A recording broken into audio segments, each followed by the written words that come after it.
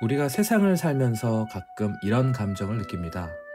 무엇인가 열심히 준비했는데, 무언가를 이루기 위해 최선을 다했는데, 모든 게 역방향에 걸린 것 같은 느낌. 온 세상이 나를 부정하고 나의 노력과 사랑이 충분히 보상받지 못한다고 느껴졌던, 눈 감고 떠보니 경기가 패배로 끝나 있었던 지난 3.1절 인천원정. 바로 우리들의 노력과 사랑이 우리가 원하는 결과로 이어지지 못했던 시간이었습니다. 궂은 날씨까지 우리의 편이 아니었던 것 같습니다. 도대체 무슨 일이 벌어진 것인지 도무지 믿기지 않았던 순간이었지만, 그 시간 속에서도 우리 팬 여러분들은 최선을 다해 수원을 위해 노래하셨습니다. 비록 종료 휘슬이 울리고 우리는 차가운 현실을 받아들여야 했지만, 결국은 이 현실을 뚫고 나가는 수밖에 없는 것 같습니다. 모두 부정하고 싶은 경기였습니다. 그럼에도 불구하고 우린 좌절할 시간이 없습니다.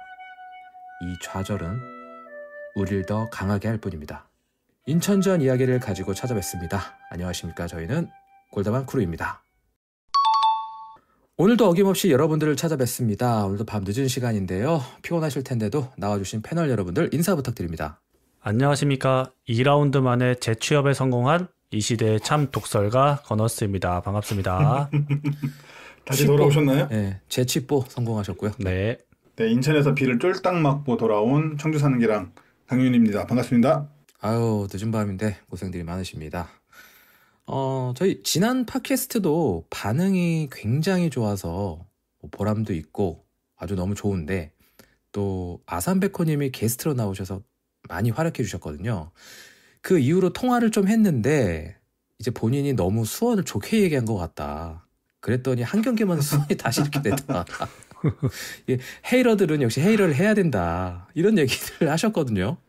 근데 이번 경기는 이제 뒤에서 얘기하겠지만 인천이 준비를 너무 잘했고 또 퇴장이라는 변수가 있었기 때문에 이 다가오는 2랜드전까지는 봐야 되지 않을까 이런 생각이 들거든요. 아직까지는 헤이러가 아직 안 되신 거죠? 이번 경기는 헤이러가 될 건데요. 뭐 다음 경기에 따라서 또 바뀔지 모르죠. 한 시즌을 두고서 굉장히 중대한 기로에 서 있겠네요. 그렇죠. 헤이러로 다시 돌아오느냐.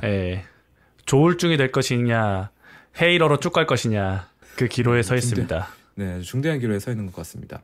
근데 아산베코님도 대활약은 해주셨지만 또 우리 듣는 지지자분들, 팬분들이 이번 시즌에 이 팀에 대한 기대가 얼마나 큰지도 이 팟캐스트 반응에서도 좀 느낄 수 있어 보여요, 그죠? 맞아요. 사람들이 많이 들어주시는 거 보면 이 비관론자들도 긍정적인 멘트를 칠 만큼 첫 경기가 좋았는데 한 주 만에 바로 지옥으로 떨어져 버렸습니다. 네, 저는 이 기왕이면 좋게 이야기하려고 하는 편이거든요. 물론 비판해야 될 건 비판하는 게 맞지만 그래도 우리가 긍정적인 마음을 잃어서는 안 된다 생각을 하기 때문인데, 이번 주는 긍정론자인 저도 긍정의 마음을 조금 잃을 정도로 쉽지 않은 그런 한 주였습니다. 네. 아니, 이게 경기 끝나고 나서 제가 그런 생각이 들었어요. 팟캐스트 어떡하지? 걱정이 되더라고요. 맞아요. 어쨌든 너무나 그래도 요즘에 많이 들어주셔가지고 그만큼 여러분들의 이 시즌에 대한 기대가 잘 저희 팟캐스트로 반영된 거 아닌가, 그런 생각을 해봤습니다. 아산베코님 이야기가 나와서 말인데, 지난번에 아산베코님 오셔가지고 조촐하게 출정식 할 때 아주 뜨거운 논쟁이 있었습니다. 바로 감자칩에 대한 논쟁이 있었거든요. 자, 바로 포카칩, 여러분들 좋아하시는 포카칩과 또 여러분들 좋아하시는 스윙칩, 이 두 가지 감자칩 중에 어떤 게 더 맛있냐, 아주 뜨거운 감자였습니다. 근데 아시겠지만 제 입장에서는 포카칩 오리지널은 국룰입니다. 이거는 반찬이고요. 스낵계의 김치와 같은 겁니다. 패널분들의 의견도 한번 들어보도록 하겠습니다. 그때 저랑 하늘이가 스윙칩이었고 아마 지미스님이랑 강윤님이 포카칩이었던 걸로 제가 기억하는데요. 맞아요. 맞습니다. 네, 제가 솔직히 포카칩을 안 먹어본 지가 너무 오래돼가지고 이게 무슨 맛인지 기억이 안 나는데, 한 가지 확실한 건 이게 어떻게 기억이 안 나? 포카칩이 김치라고 하셨죠? 네네. 네, 포카칩은 백김치고요. 스윙칩이 빨간 김치입니다. 선을 많이 넘네. 네, 저는 백김치 좋아하시는 분들도 계실 텐데요. 저는 개인적으로 빨간 김치 선호합니다. 어허. 스윙칩은 고추 참치죠, 그냥. 근데 그거 아시나요? 그 우리나라에 고추가 들어오기 전엔 원래 오리지널 김치는 백김치였다는 거? 그렇죠. 네, 그럼요. 역사적으로다가 되게 민족 아닙니까 또. 제가 또 이제 청주 살잖아요. 음. 포카칩을 만드는 오리온 청주 공장에서 알바를 해본, 경력자. 네, 알바를 해본 경험이 있는 경력자로서 경력자죠. 네, 제가 말씀드리는데 그 포카칩 선전에도 말하지만 어떤 감자칩이든 깨물어 먹으면 소리가 나죠. 그 소리를 잘 들어보면 포카칩 이런 소리가 납니다. 무슨 듣는분들 아무 당장 정말 이 소리 나. 아무 감자칩이나 사서 맞아요. 드셔보세요. 네, 제가 말한 대로 포카칩 이렇게 깨물 때만 소리가 들릴 겁니다. 지금 그만큼 들으시면서 편의점 가시면 되겠다. 네, 그만큼 근본은 포카칩인데요. 여기서 잠깐의 상식을 말씀드리자면 이 감자로 만드는 스낵은 크게 두 종류로 나눌 수 있어요.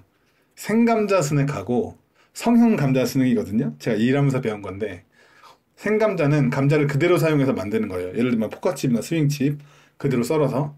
그러면 성형 감자는 뭐냐? 감자를 갈아서 말린 플레이크 형태를 만든 다음에 그거를 모양을 만들어서 원하는 대로 만드는 거예요. 대표적으로는 오감자나 프링글스 같은 게 성형 감자로 만든 스낵입니다. 프링글스 생감자로 알고 계시는 분들이 많더라고요. 그 전분이 많이 들었습니다. 좀 두텁긴 텁텁해요. 네. 좀. 그리고 그 일괄적인 모양이 말이 안 되잖아요. 그건 다 감자를 이렇게 동그랗게 빚어가지고 만든 거예요. 어쨌든 저는 생감자칩을 좋아하는 편이라 포카칩, 스윙칩을 모두 좋아하는데요. 그 중에서도 이 포카칩 오리지널이 제 최애예요. 이 지미스님이 반찬이라고 표현하셨는데 저는 오히려 밥이라고 생각합니다. 주식이네. 네, 밥과 같은 오리지널을 먹다가 반찬으로 가끔 스윙칩을 곁들여 먹는 거죠. 그런 정도입니다. 저는 개인적으로 아셔야 되는 밥보다 게, 반찬을 더 많이 먹어가지고요. 탄수화물 많이 안 드시는데요. 나트륨을 좀 많이 섭취하시는 편이구나. 개인적으로 반찬 팔아가지고. 여러분들 아셔야 되는 게 이 블루윙즈 서버터 씬에서 강현님은 거의 백종원급이에요. 제가 백종원이 인정한 겁니다. 그리고 또 포카칩 색상이 뭡니까? 파란색이죠. 파란색. 근본의 오리지널. 블루예요. 그 블루윙즈 저 어니언 안 먹어요, 그래갖고. 저도 안 먹어요, 어니언. 녹색이라서. 스윙칩은 빨간색이잖아요. 청백적의 어허. 빨간색. 붉은 악마예요? 뭐예요, 뭐? 빨간색. 청백적의 빨간색이죠. 말도 안 되지. 빨간색에 노란색에 초록색이 있거든요. 그래서 저희 이 문제가 아주 첨예하게 이게 좁혀지지 않는 문제였어가지고 듣고 계시는 분들도 포카칩이 맛있는지 스윙칩이 맛있는지 투표를 한번 붙여야 되나? 그냥 개인이 선호하는 대로 그냥 먹으면 됩니다. 댓글 남겨주시면 감사할 것 같습니다. 뭐 저희도 그 앙리 그 광고 보셨어요? 레이스. 네. 베컴과 나온 광고죠. 구독자분들과 감자칩 타임 한번 갖고 하면 좋을 것 같네요. 네, 어쨌든 근본은 포카칩 소리가 나는 포카칩입니다. 그럼 오늘 저희가 준비한 축구 이야기 지금 바로 시작해 보도록 하겠습니다. 지난 3일절 송이 아레나에서 열렸던 인천과의 원정 경기였습니다. 초반에 너무 일찍 만나는 거 아닌가 싶었는데 역시나 어려운 경기를 해야 했습니다. 다들 아시겠지만 경기는 2대0 패배. 여러 가지로 할 말이 많은 경기였던 것 같은데 패널분들의 이날 경기 소감부터 들어보도록 하겠습니다. 저는 어렵사리 표를 구해서 현장에 다녀왔습니다. 매우 부족하고 부끄럽지만 유튜브 영상으로도 제 직관기를 보실 수 있는데요. 여담이지만 그걸 찍어보면서 다시 한번 지미스님이 얼마나 수고하시는지 체감할 수 있는 시간이었습니다. 잠깐만요. 그 오프닝을 제가 봤는데 오프닝 그 경기장 앞에서 찍으실 때 혼자 보면은 굉장히 그 뭔가 분위기에 위축되어 있는 느낌. 그렇죠. 그것도 그렇고 뭔지 알아요, 이게. 아무도 나에게 관심 없다는 걸 알지만 그래도 왠지 부끄럽고 민망하고 그런 상황이죠. 예전에 제가 혼자 이제 활동할 때 이제 그 짭수 종합운동장을 갔는데 혼자 오프닝 찍는데 막 미치겠는 거예요. 옆 뒤에서 사람들 지나가면. 그쵸. 카메라 들고 있다가 뒤에 사람 지나가면 카메라 막 내리고 막 이랬던 막 추억이 강윤이 보면서 새록새록 들었습니다.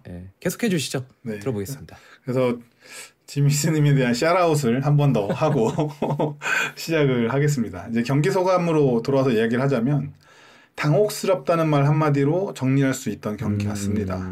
그러네요. 네, 팽팽하던 분위기가 퇴장으로 인해 급변하기 시작했고 전반에만 3명이 퇴장당하면서 우리 입장에서는 매우 당혹스러운 상황을 맞이하게 되었습니다. 그리고 모두가 보셨듯이 후반에는 선수들이 정말 노력을 했지만 어떻게 보면 불가항력적인 패배를 당해야 했고요. 매우 당혹스럽고 실망스러운 경기였습니다. 그리고 리뷰에 앞서서 한 가지 말씀드리고 싶은 건 제가 무작정 버킹 아마추어이기 때문에 최대한 데이터를 활용한 정량적인 리뷰를 하려고 노력을 해왔습니다. 그것이 이제 듣는 분들에게 그래도 정보를 드릴 수 있다고 생각해서인데요. 이런 경기에는 데이터에 변수들이 너무 많이 껴 있어서 이걸 평균값이라고 볼 수가 없는 거예요. 맞아요. 네, 그래서 평소보다는 정량보다는 더 정성적인 리뷰를 해야 되는 상황이라 이 부분에 대해서도 시작하기 전에 양해를 좀 구하고 시작하고 싶습니다.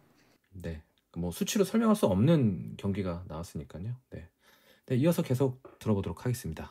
네, 어이없는 판정, 어이없는 퇴장, 잘 차려진 밥상을 스스로 걷어찼다 이렇게 생각하고요. 수적 열세임에도 열심히 뛰어준 선수들, 그리고 그런 선수들에게 힘을 주기 위해 절망적인 상황임에도 90분간 열심히 응원해주신 팬들의 대단함을 느낄 수 있었던 경기였다고 생각합니다. 네, 이 경기 가장 먼저 얘기를 좀 해봐야 할 것이 바로 선발 라인업인데요. 개막전과 대비해서 어떤 라인업으로 나왔는지, 또 패널분들은 우리 선발 라인업 어떻게 보셨는지 설명해 주시면 좋을 것 같습니다. 네, 일단 지난 안산전과 달리 U22 선수가 한 명 선발로 나와야 했기 때문에 김주찬 선수가 왼쪽 윙으로 선발 출전을 했고요. 미드필더는 안산전과 동일했고 수비 라인에서는 한호광 선수 대신에 권한규 선수가, 골키퍼에는 양영모 선수 대신에 김민준 선수가 선발로 기용이 되었습니다. 일단 저희가 작년에 수비 라인, 특히나 센터백 조합이 계속 바뀌는 것에 대한 우려를 여러 차례 말씀을 드렸었는데요. 이번 시즌 레오 선수가 영입되고 안산전 경기를 보면서 앞으로 레오와 한호광 조합이 기용될 것 같다는 느낌을 받았었는데요. 맞아요. 저도 그랬습니다. 그런데 바로 또 센터백 조합이 바뀌었습니다. 이 한호광 선수가 컨디션이 좋지 않다거나 뭐 부상이 있었다면 모르겠지만 후보 명단에 있었던 걸로 봐서는 그렇게 보이지는 않았었거든요. 네. 실제로 양영모 선수는 컨디션 난조로 아예 명단에 빠졌었고요. 이 변성환 감독이 무고사를 상대하는 데 있어서 한호광 선수보다 권한규 선수가 낫다고 판단했는지는 모르겠지만 결과적으로는 악수가 되고 말았습니다. 네, 뭐 결론적으로는 그렇죠. 네. 네, 이번에 강유님 의견도 한번 들어보도록 하겠습니다. 네, 건너스님 잘 말씀해 주신 대로 김주찬 선수의 선발은 22세 이하 규정에 의한 것입니다. 이 참 새삼스럽게 느껴지는데요. 23시즌에 저희가 강등당하던 그 시즌에 소년 가장으로 불렸던 선수가 이제는 22세 이하 선수 그 룰을 사용하기 위해서 사용된다는 거, 그리고 김주찬 선수 개인의 발전에 있어서는 조금 아쉽지만 전반이 끝나기 전에 이 선수가 교체되고 투입될 선수가 있다는 거는 또 팀의 스쿼드가 그만큼 좋아졌다는 반증이 되기도 한다라고 느껴요. 그 부분은 또 긍정적으로 느낍니다. 양영모 선수도 말씀하신 대로 경기를 중계한 그 이진욱 캐스터가 경기 중 코멘트에 말을 해주더라고요. 저는 내용을 몰랐는데 컨디션 난조로 인한 갑작스러운 남조로 인한 명단 제외라라고 밝혀졌습니다. 뭐 큰 부상은 아닌 것 같으니까 빨리 몸을 끌어올렸으면 좋겠고요. 이제 방금도 건혜수님이 잘 말씀해 주신 대로 우리가 레오 한호광 조합이 오래 갈 거다, 꽤 좋은 모습을 보여줬으니까요. 상호 보완적이기도 했고, 그래서 한호광이 당연히 선발일 줄 알았더니 오히려 부상도 아님에도 권한규 선수를 선발로 내밀었다는 건 감독의 의중이 반영된 출장이었다는 거거든요. 어떤 의도였을까요? 네, 뭐 다들 아시다시피 결과론적으로 실패로 끝났지만 이제 왜 선발 출전을 했을까가 궁금해져서 저도 계속 한번 경기를 다시 보면서 생각을 해봤는데요. 첫 번째로는 전진 수비를 위한 배치라고 보입니다. 물론 이것도 한호광 선수가 가능한 것이지만 정상적인 운영을 했던 전반전 중반까지 우리 형태를 보면 수비할 때 굉장히 상대를 강하게 압박을 했어요. 센터백들이 중앙선을 넘어서까지 상대 공격수를 압박하기도 했는데요. 전진 수비에 있어서는 뭐 리그에서 거의 최장점이 있다라고도 평가받는 권한규 선수이기 때문에 이 역할을 맡기기 위해서 한 것은 아닐까라고 저는 느끼고요. 두 번째로는 지난 경기와 마찬가지로 우측 풀백인 정동윤 선수가 중앙으로 가담해서 미드필드의 숫자 싸움에서 우위를 가져가는 형태를 취했는데요. 이때 센터백은 레오 선수가 중앙으로 이동을 하고 이기재 선수가 안으로 들어옵니다. 3백의 형태를 만들어서 빌드업을 시도합니다. 풀백에서도 뛰었던 경험이 있던 권원규 선수가 우리 우측 센터백 역을 이때 맡는데 중앙에 가담한 정동윤 대신 매우 와이드하게 벌려주면서 흡사 풀백의 포지셔닝까지 가져가게 되더라고요. 퇴장당했을 때 그쪽까지 이렇게 되면 인천이 투톱이 우리가 3백을 좁게 섰을 때 하는 전방 압박에서 라인 간격이 멀어지다 보니까는 그 전방 압박의 간격이 느슨해집니다, 상대적으로. 그리고 패스가 길게 돌아가면서 풀어나기가 좀 편해지죠. 그래서 인천이 제르소 선수까지 가져서 우리가 취한 3팩의 형태를 3톱 형태로 압박하게 됩니다. 그러면 미드필더 숫자에서 우리가 또 정동윤이 가담하면서 우위를 점할 수 있어요. 네, 이런 구도를 만들기 위해서 권한규의 출전이 있지 않았나. 그리고 마지막으로 한 가지가 더 있는데요. 권한규 선수가 동포지션 경쟁자인 한호광 선수보다 오른발 킥력이 더 좋다라고 저는 봤어요. 특히 이제 경기장에서도 보였는데요. 인천과의 경기에서도 퇴장전까지 좋은 킥을 몇 차례 보여줬습니다. 상대의 방해만 없다면 우리 측면 선수가 좋은 공격을 시도할 수 있는 위치로도 킥들이 전달됐어요. 지난 안산과의 경기에서 레오에게서 왼쪽에 브루노 실바에게 전달된 패스가 6개였고 한호광에서 세라핌에게 전달된 패스는 2개였어요. 그만큼 센터백의 패스 개수가 차이가 났는데요. 전반전만 뛰었지만 오른쪽 센터백인 권한규에게서 오른쪽 공격수인 세라핌에게 직접 전달된 패스가 6개였습니다. 지난 경기 안산 경기 내내 레오가 브루노 실바에게 보낸 패스와 같은 숫자를 전반전만 뛴 권한규가 세라핌에게 보냈어요. 그러니까 이만큼 권한규의 킥이 쓸만한 우리의 전개 방법이었다라는 거죠. 그래서 요 3가지 정도로 권한규 선수의 출장에 대한 이유를 살펴봤는데요. 전반전이 끝나기 전까지는 그래도 이 이유에 대해서 본인이 직접 증명하듯 나쁘지 않은 경기력을 보였지만 치명적인 실수를 범하면서 본인의 기용 의도를 모두 망가뜨리는 행동을 스스로가 자행했습니다. 그러면은 퇴장 전까지는 좋은 모습을 보였다라고 이렇게 보시는 거네요? 저는 그렇게 봐요.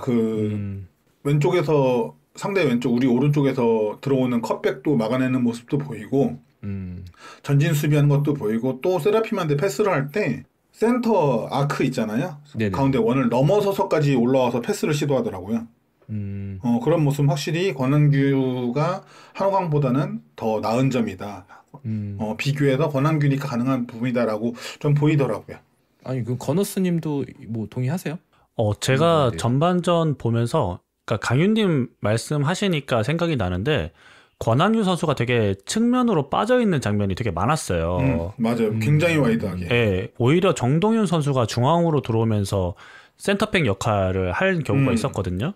그래서 커버 내려오면서 되게 독특하다. 센터백이 저렇게 라인을 벌려가지고 쓰는 경우가 있나라고 생각을 했었고, 두 번째는 전반전을 보는데 무고사 선수가 거의 별로 한 게 없었거든요. 맞아요.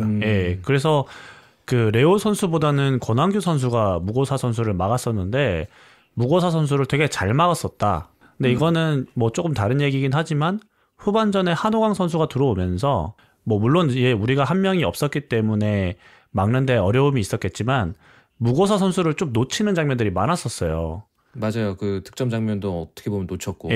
그래서 이걸 보면서 권한규 선수가 이제 강윤님 말씀대로 변성환 감독이 선택한 이유가 있었구나. 이게 단순히 그냥 순간적인 폼이나 훈련에서의 모습이 아니라 이런 전술적인 모습이 다 포함되어 있었구나라는 거를 좀 느낄 수 있었습니다.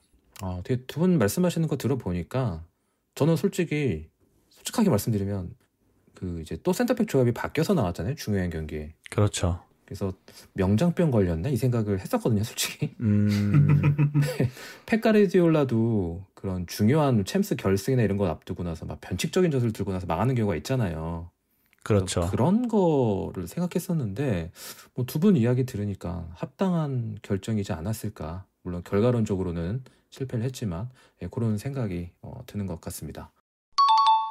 그래서 뭐 이 경기 초반부터 아주 뜨거웠죠. 숭이 아레나가 매진이었다고 합니다. 저 매진되는 걸 좀 처음 봐서 그래서 그런가 경기가 굉장히 치열했고 과열되었던 것 같은데요. 결국 퇴장자가 발생하면서부터 경기가 꼬였던 것 같습니다. 우선 우리의 첫 번째 퇴장자였죠. 이기재 선수 퇴장자 나오기 전까지, 그러니까 이기재 선수의 퇴장 전까지 수원의 경기력은 어떻게 보셨습니까? 우리가 인천의 양 윙백 뒷공간을 털어야 한다고 우리가 그렇게 예측을 해봤었거든요. 어떻게 보셨습니까? 양 팀 다 서로 상대가 빌드업 시에는 전방에서 압박을 하려고 했는데요. 지난 안산전에서도 확인할 수 있듯이 수원의 센터백 라인이 인천의 압박을, 상대의 압박을 굉장히 여유 있게 벗겨내는 모습들을 종종 보여줬어요. 그러면서 측면을 활용한 공격도 여전히 시도를 했습니다. 하지만 제가 봤던 모습에서는 우측의 세라핌 선수에 비해서 왼쪽에 김주찬 선수가 조금 아쉬웠습니다. 전반전 김주찬은 이기재 선수와 레오 선수의 각각 3개와 1개의 패스를 전달받아요. 패스 매트릭스 지표를 확인한 결과인데요. 총 4번의 패스를 받은 거죠. 우리 수비수로부터. 앞서 말씀드렸듯이 세라핌은 권한규 선수에게만 6개의 패스를 받습니다. 정동윤 선수에게까지 받은 패스를 합하면 그 수가 늘어나는데 정동윤 선수는 어쨌든 후반전까지 뛰었기 때문에 숫자를 명확하게 할 수가 없어서 제외를 하더라도 제가 장면으로 본 것만 해도 2-3번 이상 받았으니까 한 8회 이상 세라핌은 패스를 받았다고 할 수 있죠. 결국 그렇다는 건 물론 뭐 상대 수비 압박도 이런 게 있지만 선수 개인이 패스 받기 좋은 위치에 포지셔닝을 잘 잡았다라고 할 수 있는 거고요. 김주찬은 그만큼 적절한 포지셔닝을 가져가지 못했다라는 부분이 있습니다. 물론 이기재가 상대 제로소의 역습을 대비해서 높게 전진하지 못하는 점이 겹치면서 이민혁이 가담하는 등의 왼쪽으로의 공격 시도는 있었지만 또 그것이 위력적이게 연결되지는 못했어요. 그리고 뭐 돌파가 되더라도 김주찬의 왼발 크로스가 좀 아쉬운 부분도 있었고요. 그런데 브루노 실바 선수가 투입을 되고 3분 남짓 지난 이후에 이기재 선수가 퇴장을 당하잖아요. 네. 근데 그 3분 사이에 브루노 실바 선수는 이기재에게 2개의 패스를 전달받아요. 그러니까 35분 가까이 뛰면서 김주찬은 이기재한테 3개의 패스를 받거든요. 근데 브루노 실바는 3분 뛰면서 2개를 맞습니다. 2번의 패스를. 상황이 비어있던 점도 있죠. 인천이 한 명 퇴장당해서. 그렇지만 공을 받기 좋은 포지션까지 가져와서 잡아줬다라는 부분은 분명한 것 같습니다. 그래서 상대의 퇴장이 발생하고 브루노 실바가 본격적으로 우리 왼쪽, 상대의 오른쪽을 공략하려는 찰나에 이기재 선수의 퇴장이 발생하면서 경기가 혼돈에 빠진 게 굉장히 아쉽고, 그러지 않았으면 좀 더 우리가 효율적인 공격을 시도할 수 있지 않았을까라는 생각을 합니다. 네, 커너스님은 어떠세요? 저는 개인적으로 전체적으로는 인천의 경기를 더 잘했다고 느꼈고요. 네. 전반전을 보면서 어떤 느낌이었냐면 작년 수원의 측면 공격이 맥을 못 출 때의 경기를 좀 보는 것 같다는 느낌을 받았어요. 그러니까 세부 전술은 크게 달라지지 않고 선수들만 달라진 게 아닌가? 네, 그러니까 전술의 완성도는 그대로인데 이 선수들의 개인 능력으로 이 전술의 미흡한 점을 커버하는 약간 그런 느낌을 받았었고요. 이 측면에서 김주찬이나 세라핌 선수가 공을 받으면 인천의 2명 혹은 3명의 선수들이 다가와서 수비를 했거든요. 네네. 예, 근데 측면에서 계속해서 이제 숫자 싸움이 밀리다 보니까 그러니까 개인 기량에 의존하는 듯한 느낌을 많이 받았고, 김주찬 선수가 항상 왼쪽에 나오면은 공을 받는 횟수가 굉장히 적거든요. 그러니까 이게 그러면 과연 김주찬 선수만의 문제인 건가? 라는 생각도 들고, 그러면은 우리가 왼쪽이 주 공격 루트라고 하는데 그러면 누가 나와도 어느 정도의 패스는 받아야 되는데 이 선수에 따라서 패스를 받는 횟수가 굉장히 차이가 많이 나거든요. 네네. 그래서 그런 거에 대한 좀 의문도 들었었고, 일단은 이제 수원과 인천이 경기했던 이제 스타일 자체가 조금 달랐다고 느꼈는데, 인천은 홈임에도 불구하고 내려앉아서 역습을 노렸던 반면에 수원은 라인을 올리고 공격적인 축구를 했음에도 큰 수확을 얻지 못했거든요. 그 지난번 팟캐스트에서 강윤님께서 그 인천이 변형 3백에 오른쪽에 최승구 선수의 오버래핑을 조심해야 된다 이렇게 네. 말씀을 드렸었는데 변성환 감독님이 저희 팟캐스트를 안 들으셨나 봐요. 그대로 당했습니다 저희가. 최승구 하도 이렇게 칭찬 많이 하셔서 봤는데 어린 나이답지 않게 잘하더라고요. 침착하고 놀랬습니다. 저도 여기서 조금 더 첨언을 하자면 인천이 김건희라는 수비수의 존재가 굉장히 중요해 보이더라고요. 이 선수가 킥이 좋아서 빌드업 시에 상당히 좋은 역할을 합니다. 롱킥을 시도하는데 어쨌든 우리가 좋은 형태를 가져가면서 많이 끊어내긴 했지만 그 킥 자체가 굉장히 위력적이고 아니면 전방으로 보내는 패스 자체가 굉장히 좋았어요. 우리한테 레오가 있다면 인천에게는 김건희가 있었죠. 그래서 김건희가 최승구를 향해 바로 주는 패스가 날카롭고 또 최승구의 포지셔닝도 좋기 때문에 그게 우리로 하여금 좀 곤란했고 김주천 선수가 마냥 공격에만 전담하기 좀 어려워 보였어요. 그러니까 우리가 오른쪽 공격을 보면 이주용에 대해서 세라핌이 굉장히 압박을 잘해주거든요. 그리고 정동윤이 전진해서 상대 왼쪽 공격수인 김보섭을 또 잘 막아줘요. 근데 포백을 나온 인천이 이제 우리처럼 3백 변형 3백을 쓰면서 이주용이 왼쪽 그 센터백처럼 올라가고 김건희가 오른쪽 센터백처럼 벌립니다. 그 상태에서 최승구가 높게 올라가서 이제 전개를 하는데 그 타이밍에 우리의 포지셔닝이 좀 안 좋은 게 분명히 있었다. 건우스님이 말한 대로 인천이 오른쪽 공격이 좋은 거는 분명히 우리가 벌써 이미 확인이 됐는데 여기에 대한 적절한 대응을 좀 잡지를 못했다. 물론 이제 제르소라는 또 좋은 자원이 한 명이 더 있기 때문에 이 둘을 동시에 막으려면 우리가 수비적으로 아예 내려서야 되잖아요. 그렇죠. 네. 컨셉을 압박을 잡았기 때문에 나올 수밖에 없는 어쩔 수 없는 상황이기도 했다라는 생각은 좀 듭니다. 네, 여러모로 참 아쉬웠던 경기였던 것 같습니다. 결국은 인천도 퇴장이 나왔고 우리도 퇴장이 나왔는데요. 이게 총 3명이 퇴장당했는데 그래도 전반전에만 이런 3명의 퇴장, 이거 장면이 보기가 굉장히 드물지 않나 싶습니다. 한번 퇴장 장면만 복귀해봤으면 좋겠는데요. 네, 먼저 인천의 퇴장부터 살펴보겠습니다. 전반 25분 문지한 선수가 김지현 선수를 막는 과정에서 무리하게 발을 뻗으면서 김지현 선수의 오른쪽 발목을 밟게 되는데요. 처음에는 옐로 카드가 주어졌다가 VAR의 요청에 따라 온필드 리뷰 후 레드카드로 변경되었습니다. 예, 뭐 선수 본인은 억울할 수 있겠으나 뭐 정심이라고 생각되고요. 다음으로 수원의 퇴장인데요. 전반 33분 최승구 선수를 향한 패스에 이기재 선수가 태클로 도전을 하는데요. 이 태클이 늦으면서 최승구 선수의 발 쪽을 가격했고 다이렉트 레드카드가 나왔습니다. 이 VAR이 실시되었지만 판정이 번복되지는 않았고요.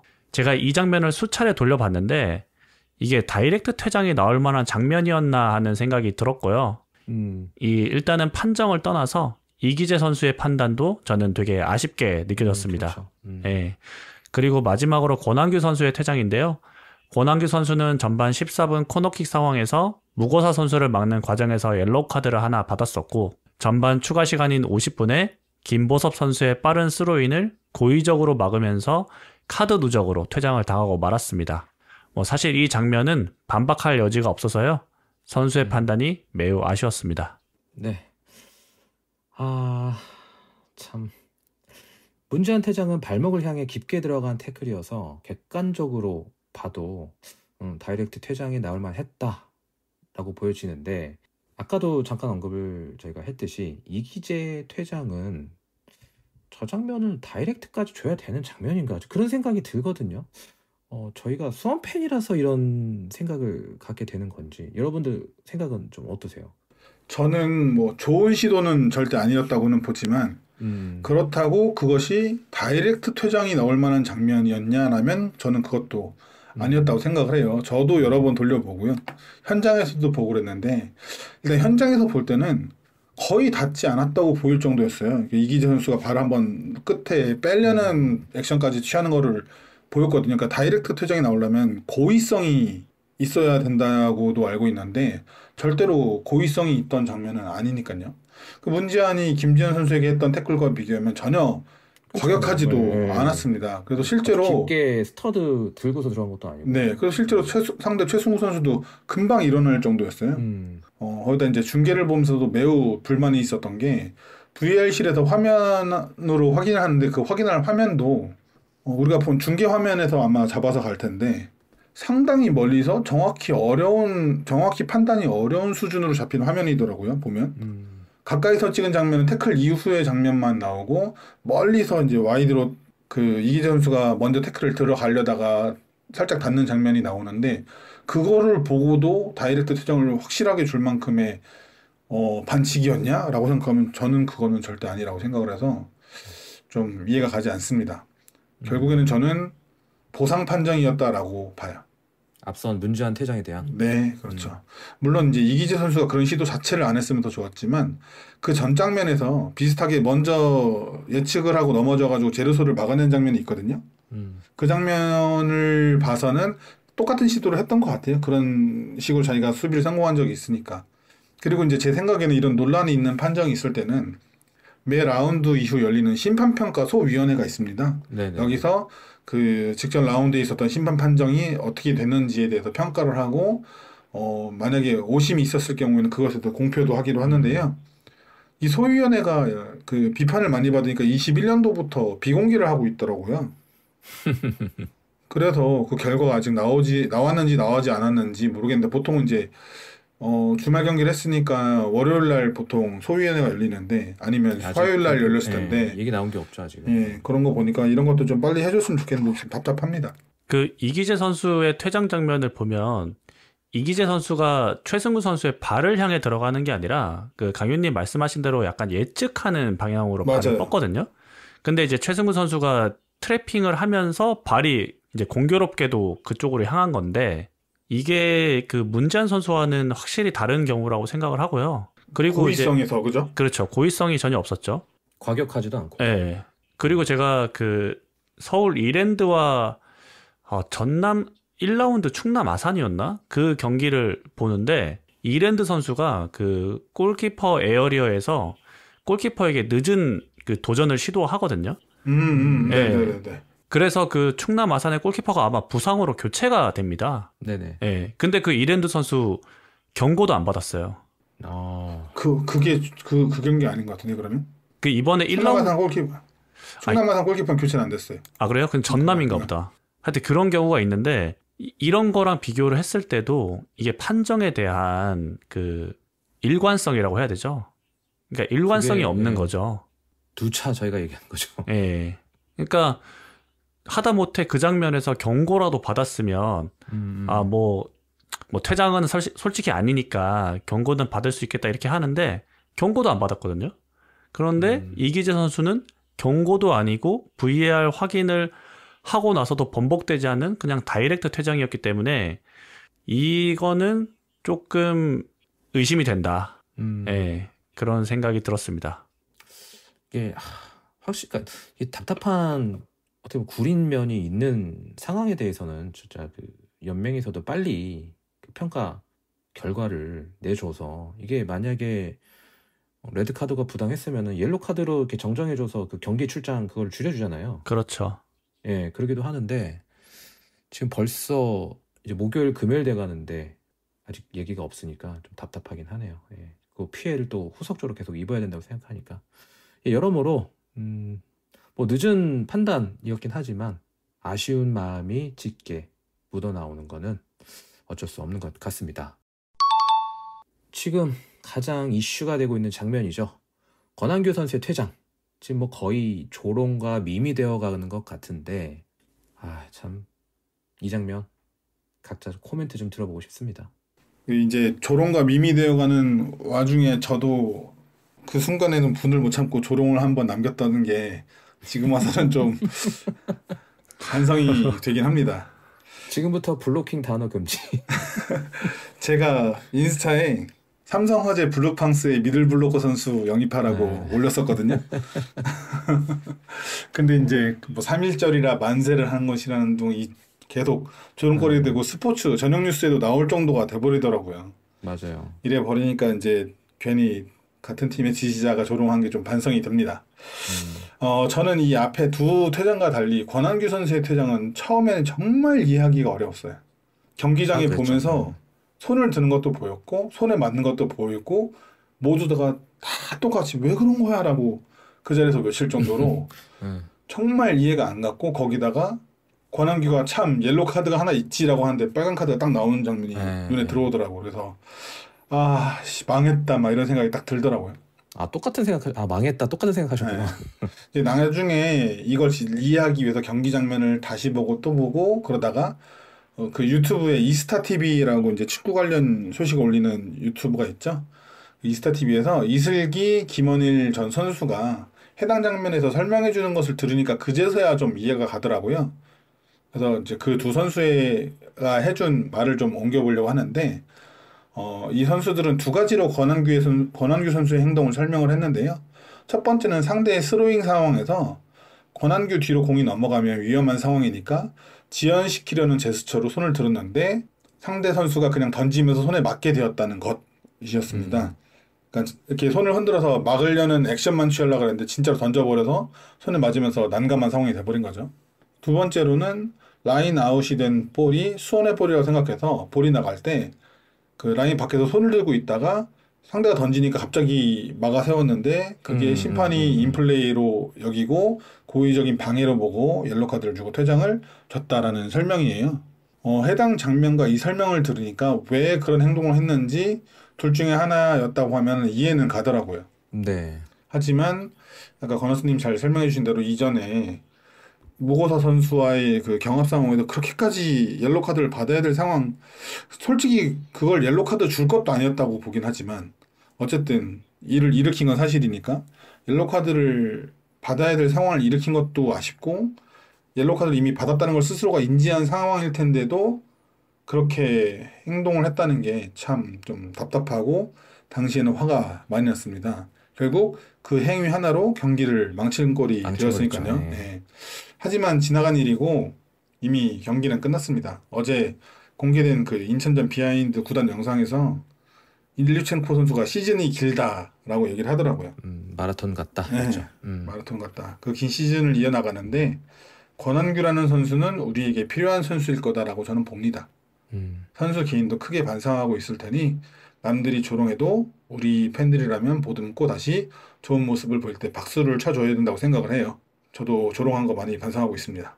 그래서 이기재, 권한규 이 동갑내기 선수들이 동갑내기 베테랑들이 이번 일을 겪고 더욱더 발전하고 신중한 선수로 거듭나길 바랍니다.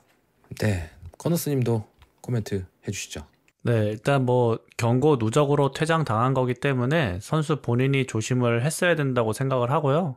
그 강윤님께서 잘 말씀해 주셨는데 저도 첫 번째 받은 옐로 카드가 좀 아쉽다고 생각을 했어요. 그러니까 코너킥 상황에서 몸싸움이 자주 일어나잖아요. 근데 네네. 그 과정에서 제가 카드를 받는 장면을 본 기억이 거의 없거든요.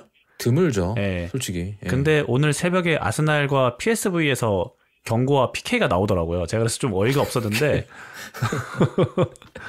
좀 어이가 없었는데 근데 그거는 뭐 제가 봐도 좀 명백한 반칙이긴 했어요.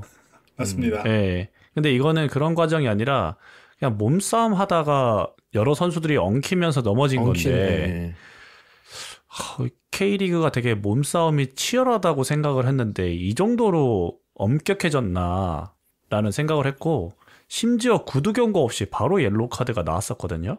그러니까 그게 이해가 안 돼요. 한 번 정도 보통은 그냥 예. 불러서 그러니까 이제 정동현 선수하고 이기재 선수가 가가지고 아니 한 번인데 왜 바로 옐로우를 주냐 이런 식으로 항의를 막 하기도 했었어요. 그래서 좀 그게 되게 아쉬웠고 어쨌거나 본인이 카드가 있는 상태에서 좀 침착하게 행동을 했어야 됐는데 좀 순간적인 판단 미스가 좀 참사를 불러왔다 이렇게 생각합니다. 네. 참 뭐 상황 장면은 앞에서도 설명을 잘 해주셨기 때문에 더 제가 뭐 덧붙여 드릴 내용은 없을 것 같은데 그 분명 베테랑 선수가 그 이제 본인이 카드가 있는 상황에서 위험한 장면을 만들었다는 것 자체로도 비판을 받아야 할 것은 분명한 것 같습니다. 특히나 그 쌀쌀한 날씨, 또 비까지 맞아가면서 치열한 티켓팅 전쟁까지 뚫고 그렇게 오신 우리 팬들을 생각해서라면은 더욱더 베테랑이라면 신중했어야 되지 않나 좀 그런 생각 들고요. 또 그런 팬분들이기 때문에 당연히 비판할 수 있는 권리도 있다라고 생각을 합니다. 하지만 앞에서도 이제 구단 영상 말씀을 해주셨는데 굉장히 그 좀 마음이 아프더라고요. 그 보는 게 그 모든 패배의 원흉이 이제 본인이 된 거잖아요. 그렇죠. 네, 그래서 그 모든 비난의 화살이 다 이제 본인한테 와 있게 심지어 공중파에서도 그걸 다 다뤘더라고요. 그 타팀 팬들 그 조롱하는 거 보니까 차마 진짜 못 볼 그런 꼴을 좀 많이 봤는데 뭐 이미 경기는 끝나고 되돌릴 수 없습니다.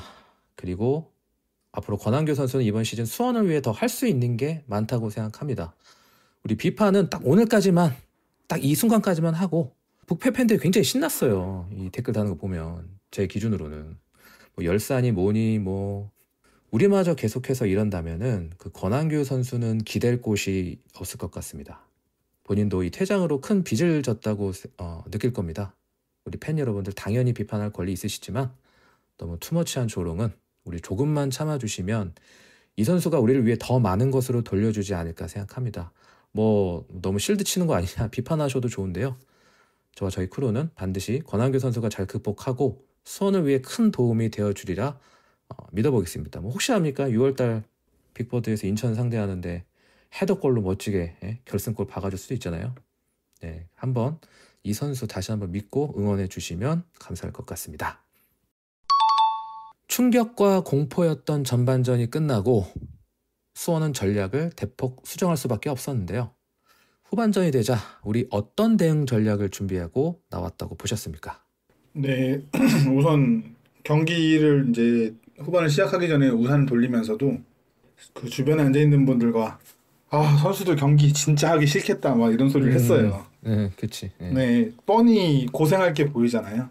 9대 10으로 뛰어야 되는 게 얼마나 고통스러운지. 그래서 이제 걱정과 우려가 있었는데 우선 이제 선수들은 수비 라인을 복구하기 위해서 중앙 미드필더인 강영목 선수와 이민혁 선수를 빼고 중앙 수비 한호광 선수와 왼쪽 풀백 이상민 선수를 투입을 합니다. 그래서 다시 포백의 형태를 일단 구축을 하고요. 상대가 상당히 의외였던 건 최영준 선수 혼자 미드필더를 맡고 전방 3톱을 유지했다는 겁니다. 보통은 네, 이제 의아했어요. 네, 전방의 숫자를 줄이고 미드필더의 숫자를 유지하려고 하는데 이것도 여담인데 북미에 있는 e스포츠 팀 중에 TSM이라는 팀이 있어요. 지금 무슨 소리를 하나 하실 텐데 이 TSM 이 팀의 플레임이 팀 솔로 미드거든요. 오. 혼자 미드필드에 서 있는 최영준을 보면서 팀 솔로 미드가 떠올랐습니다. 이 팀의 미드 선수가 그 북미의 레전드 선수긴 한데 페이커와 라이벌이었던 뭐 어쨌든 그렇게 혼자 미드필드에 서 있는 게 되게 당황스러웠고요. 보통 이제 이 팀에서는 전방의 숫자를 줄이면서 수비와 미드필드의 숫자를 유지하려고 하는데 변상원 감독은 그래도 골을 넣고 승리하겠다는 자세를 유지하려고 했던 것 같아요. 저 개인적으로는 이 판단은 좀 아쉬웠습니다. 그래도 선제 실점까지는 어떻게든 대등한 경기를 해나갔기 때문에 아주 나쁜 선택이라고까지는 저는 보진 않아요. 그 영상에서도 나오잖아요. 이 한 명 나와야 되고 한 명 남아야 되는데 누가 하려는데 최영준 선수가 제가 하겠습니다 이러잖아요. 그건 좀 멋있었어요. 진짜 제 다음 마킹은 최영준 선수로 갑니다. 베테랑답더라고요. 네, 정말 멋있었고 이 얘기를 좀 더 해봤으면 좋겠어요. 우리가 이게 보시면 알겠지만 11대 10으로 그러니까 한 명 퇴장당해서 11대 10으로 싸우는 거랑 그렇죠. 한 명 부족한 거랑 똑같이 한 명 부족한데 10대 9로 싸우는 거랑 필드 플레이 숫자가 더 줄어든 거기 때문에 굉장히 힘들잖아요. 천지 완전히 차이죠. 다르죠. 네. 차라리 그냥 버스를 세웠으면 어땠을까? 약간 0대 0으로 끌고 가서 승점 1점이라도 갖고 왔으면 어땠을까? 이게 이제 프로 선수니까 선수들은 더욱더 그 자신의 포지셔닝과 활동 반경에 대해서 더 익숙해져 있는 상태잖아요. 그렇기 때문에 빈자리가 하나 더 있다는 게 훨씬 더 어색하고 난감했던 상황일 거라고 느껴져요.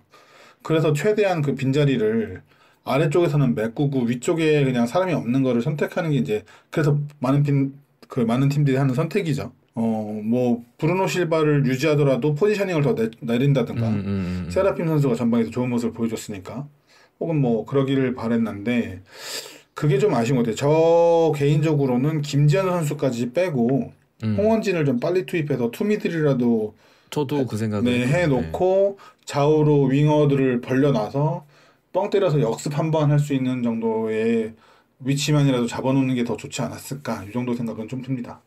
저는 이제 10명이었다면 가능했을 텐데 사실은 그렇죠. 필드 플레이어가 8명이기 때문에 이건 뭐 어떤 전술을 들고 나와도 사실 의미가 없다고 보고요. 많이 부족하죠, 숫자. 그러니까 저는 이제 변성환 감독이 만약에 우리가 버스를 세우더라도 골을 안 먹힐 수는 없었을 거예요. 이게 10명이 버스 세우는 거랑 9명이 버스 세우는 거랑은 완전 다른 얘기거든요. 그렇죠. 예, 그러니까 공간이 무조건 생기죠. 그렇죠. 상대가 만약에 화성 같은 팀이었으면 저희가 버스를 세우겠죠. 근데 이게 인천의 공격력이 막강하기 때문에 이게 오히려 버스를 세웠다가 한 골을 먹혀버리면 그 뒤에 대응을 아예 할 수가 없어요. 그러니까 한 골을 먹히게 되면은 공격수를 다 빼고 버스 세웠는데 한 골 먹히면 그냥 완전 경기 내용도 지고 스코어도 지고 사기까지 다 떨어지거든요. 저는 그래서 아마도 우리가 골을 못 넣더라도 공격수를 배치하면서 상대가 일방적으로는 몰아치지 못하는 라인업을 만들어 놓고 찬스가 왔을 때는 우리가 어떻게든 동점골은 넣어보자.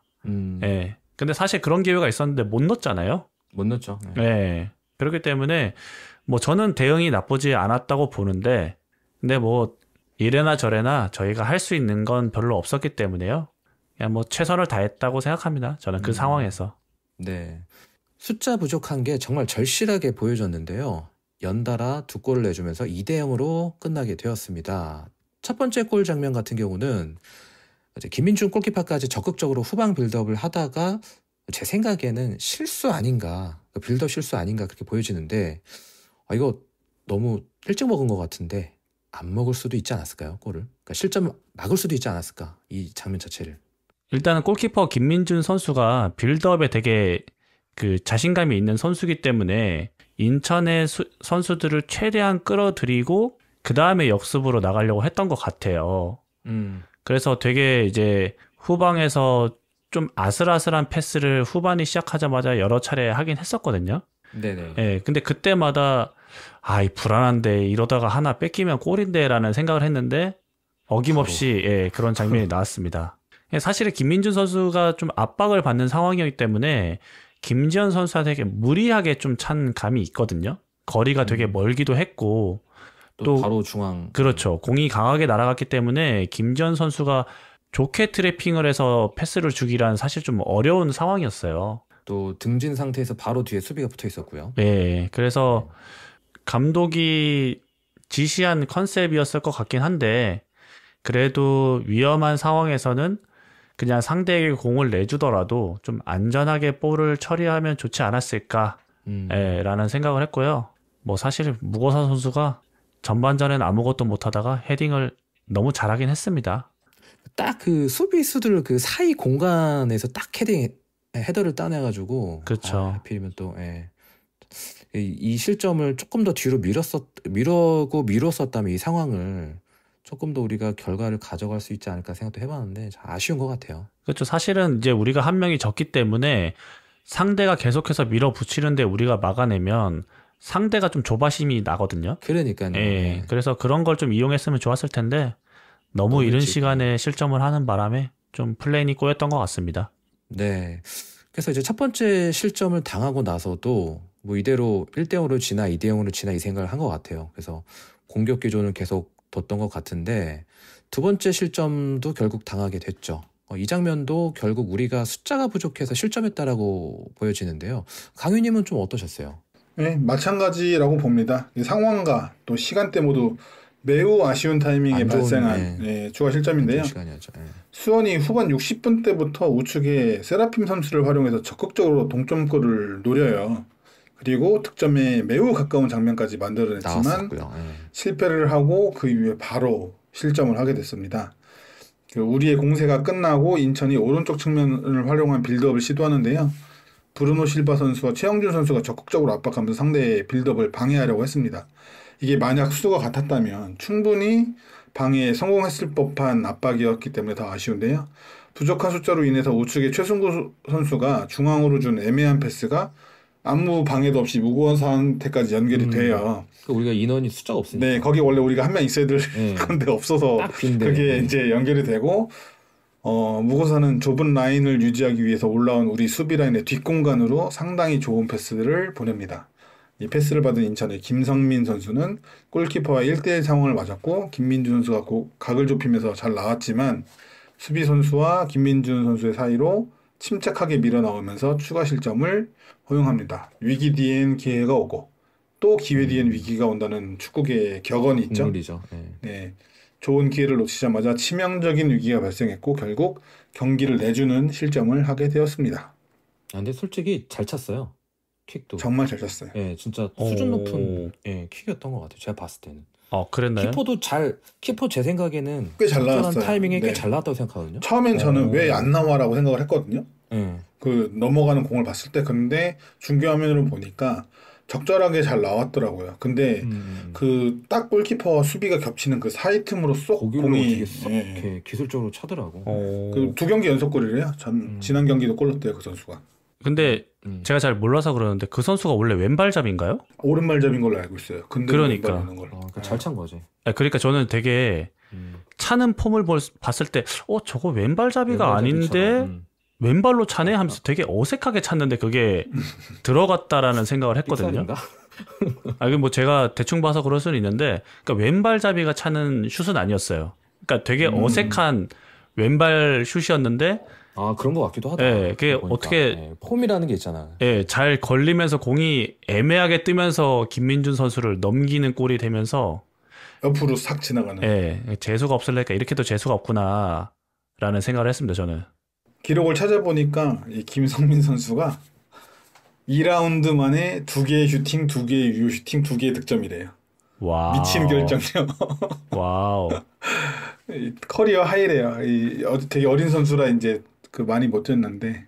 이게 그 확실하게 느낀 게 슛 찬스에서 머뭇거리면 안 되는 것 같아요. 그러니까 뭐 자기 정발이 아니더라도 슛까지는 가야 뭐 이런 위협적인 장면을 만들어내는 것 같아서. 지금 세라핌 선수 들으라고 하는 말씀이신 거죠? 그러니까. 그렇지는 않은데요. 어쨌든 뭐 상대 편이지만 굉장히 좋은 킥이 나와서 그 점 칭찬을 하고 넘어가긴 하는데, 커리어 하이는 여기서 딱 끝나길. 이번 시즌 2번째 골이라고 하는데 통틀어서 딱 2골만 넣고 끝나기를 진심으로 기원합니다. 네. 제가 경기를 보다 보니까 이거 정말 좀 이건 개인적으로 불만이었던 장면입니다. 우리가 숫자가 없는 상황이면은 세트피스 찬스 생길 때 보통 이거를 정말 뭐랄까요, 그 천의 기회라고 하잖아요. 이걸 살려야, 그러니까 득점을 할 수 있는 확률이 제일 높은 찬스가 세트피스인데, 일류첸코도 있었고요, 저희가 레오도 있었고, 신장이 어느 정도 된다고 생각하는데 다이렉트를 안 올리더라고요. 굉장히 아쉬웠습니다. 왜냐면 뒤로 빼다가 결국 또 뺏겨서 크로스 하나 못 올리고 밀리고. 이 장면은 우리가 의도했다라고 생각하시는 건가요? 예, 저도 뭐 굉장히 아쉬웠는데요. 그래서 아쉬운 이유는 뭔가 준비를 한 것 같았는데 준비한 대로 연결이 됐다라고 느껴지진 않아서 그렇습니다. 이 코너킥을 시도하기 전에 우리 선수들이 차는 위치에서 먼 쪽, 즉 파포스트 쪽에 공을 받은 선수들이 위치를 해 있어요. 그럼 이제 키커가 짧게 내주면 그때 니어 근처에 있던 2명의 선수가 접근을 하면서 받아주는데요. 제가 이해하기에는 이 2 선수가 튀어나오면 2 선수의 마크맨이 나오더라도 2대3 상황이 되잖아요. 그 상황에서 수적 우위를 이용해서 수비의 견지를 벗어나면서 슛이든 킥이든 되게 코너킥보다 더 좋은 위치에서 더 프리한 상황에서 할 수 있는 그런 형태를 만들려고 했다라고까지는 이해를 했어요. 그래서 그런 부분 전술을 만들려고 했다. 근데 그 첫 번째 코너킥 때는 인천에서 3명의 선수가 나오면서 동대동이 돼가지고 이도저도 안 되고 업사이드로 끝나고, 전반 42분에도 보면 비슷하게 시도를 하는데 이번에는 뒤에 있던 이민혁 선수가 가담하는 식이어서 어쨌든 계획대로 한지는 모르겠지만 코너킥보다는 굉장히 좋은 그 박스 모서리 쪽에서 되게 프리한 상태로 킥을 시도를 합니다. 근데 킥의 정확도가 굉장히 아쉬우면서 또 끝났죠. 결국에는 그 세밀함이 부족해서 효과적이지 않았습니다. 여기에 대해서 할 말들이 상당히 많았는데요. 어쨌든 그것은 다음 이랜드전에서도 같은 플레이를 반복한다면 그때 추가로 아주 자세하게 더 말씀드리겠습니다. 이거는 순전히 제 개인적인 생각인데요. 이해를 해보자면 이기재 선수의 퇴장으로 전문 키커가 없는 상황이 되었기 때문에 이 정확하지 않은 킥으로 상대에게 볼을 헌납할 경우에는 또 역습을 당할 수도 있다고 생각을 한 것 같아요. 그래서 저는 오히려 짧게 연결하면서 상대를 좀 끌어내고 수비를 좀 흐트린 다음에 골키퍼하고 센터백 그 사이 공간으로 침투하면서 좀 헤딩을 노리는 그런 전략을 짜온 게 아닌가라는 생각이 들었거든요. 그러니까 수원의 코너킥이 항상 정확하지 않고 부정확한 경우가 많았잖아요. 그러니까 오히려 코너킥에서 올려서 또 인천이 또 키 큰 수비수들도 많고 하다 보니까 우리가 후반전에는 숫자도 부족한데 괜히 올려서 공을 뺏기면 우르르 뛰어 올라오는 인천 선수들을 막기 위해서 우리도 또 뛰는 거리가 많아지고 이러다 보니까 후방으로 볼을 돌리면서 우리의 수비 진영을 좀 갖추고 최소한의 공격수를 통해서 날카로운 킥으로 좀 헤딩을 노린 게 아닌가 뭐 그런 생각도 좀 들더라고요. 근데 사실은 잘 모르겠습니다, 저는. 전혀 모르겠어요. 한 가지 더 불만이 있던 게 뭐냐면 경기 그 후반 중반이었나? 최영준 선수가 코너킥을 차러 오더라고요. 헐떡거리면서. 이게 말이 안 된다고 생각하는 거예요. 이게 아무리 키커가 정해져 있다고 하더라도 그 순간에 좀 바꿔야 되잖아요. 제일 많이 뛰는 선수인데 그쵸, 제일 멀리까지 와서 킥을 차고 다시 복귀하려면 얼마나 힘들어요. 거기다가 또 경기 막판에는 이상민 선수가 차더라고요. 우리 공격 방향 오른쪽, 그러니까 이상민 선수가 왼쪽 풀백이니까 반대편 코너킥을 차잖아요. 그러면 복귀해야 되는 거리가 제일 먼 거리를 뛰어야 되는 거잖아요. 대각으로 뛰어가야 되는데. 네, 그런 것도 좀 유두리 있게 어떻게 필드 내에서 바꿀 수 있게 지시를 하든가 해야 되지. 그걸 그대로 고지고대로 전략을 수행하는 것도 전 좀 이해가 안 가긴 했어요. 그 부분은. 약간 매크로 같은 건가? 왜 네. 보시면 아까도 빌드업도 좀 유연성 있게 그 김민중 골키퍼가 유연성 있게 뭐 질러낸다든가 이런 좀 유연적인 그런 플레이가 나왔으면 좋았을 것 같다는 생각도 들고 이런 코너킥 같은 장면에서도 강현님 언급해 주신 것처럼 뛰는 양이 많은 선수 아니면 또 먼 거리를 뛰어서 복귀해야 되는 선수 감안해서 좀 키커를 했으면 어땠을까? 지금 선수들은 기계화돼 있지 않나? 근데 어쨌든 확률을 높이는 거니까, 네. 확률을 높이려고 하는 거니까 이제 그런 것보다는 한 번의 찬스로 골을 넣기 위해서는 확률 싸움을 할 수밖에 없죠. 포기해야 되는 부분이 있고. 그래서 뭐 너무 아쉬웠던 장면이었던 것 같아요. 그러니까 속 터졌죠. 아니 지고 있는데 이렇게 문전에다 띄워놓고 뭔가 승부를 내야지 왜 자꾸 뒤로 내요? 이런 불만을 했던 제 자신을 반성합니다. 네. 결과론적으로 패배했지만 이날 경기 양팀 다 퇴장이 나오지 않은 그 정상적인 11대 11 싸움이었다면 결과가 어땠을까요? 한번 우리가 예측, 그러니까 동대동이었다. 우리가 인천을 잡았을 거라 보십니까? 냉정하게. 너무 이른 시간에 양팀에서 퇴장이 나왔잖아요. 네. 그래서 퇴장을 당하지 않았더라면 어땠을까요? 그러니까 어떠냐고. 그러니까 전반 25분까지의 경기력만 가지고 예측하는 것도 사실 좀 불가능하니까. 그렇죠. 수치로 예측하기가. 예. 그리고 어쨌거나 권한규 선수가 퇴장당하기 전까지는 저는 딱히 서로에게 위협적인 장면이 많이 나오지가 않아서 아마도 서로가 서로의 수비를 좀 뚫기 어렵지 않았을까라는 생각을 하거든요. 그래서 0대요? 예, 뭐 물론 뭐 일류첸코 선수가 나오고 후반에 뭐 어떤 또 솔로 플레이로 골이 들어갔을지는 모르겠지만 아마 후반도 그냥 지지부진하게 흘러가지 않았을까라는 생각이 좀 들었습니다. 소문난 잔치에 먹을 거 없다라는 그런. 예, 그렇죠. 예. 강윤님은 어떠세요? 저는 좀 생각이 다른데요. 저는 좀 달랐을 거라고 생각을 해요. 제가 원정 경기장을 찾아가서 본 거라 좀 밀리는 전반전을 보냈다고 그 현장에서 볼 땐 생각을 했는데 중계로 다시 보고 또 전반전 기록을 살펴보니까 우리가 밀린 경기는 전혀 아니었어요.